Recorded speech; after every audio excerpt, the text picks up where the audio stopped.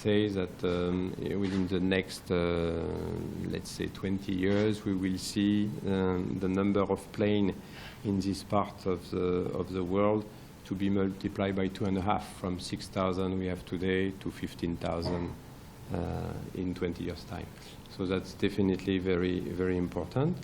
Malaysia will definitely be part of this trend, and definitely we see a bright future for Malaysia in this field of activity.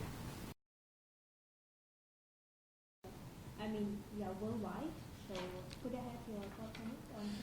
But it's good because years, you know, it wouldn't have been sustained and developed at the level we have seen. Strong partners for us, who are really providing, so that's also a big advantage. So all that's combined, good support, good incentive, so it's, must say that definitely this continuity of policy is definitely helping your industry.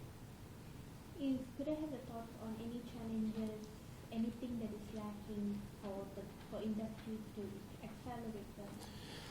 Well, it's like. Okay. Thank you. Are you going to do one-to-one now, or? Yeah, already done. Yes, Oh, so you're all done.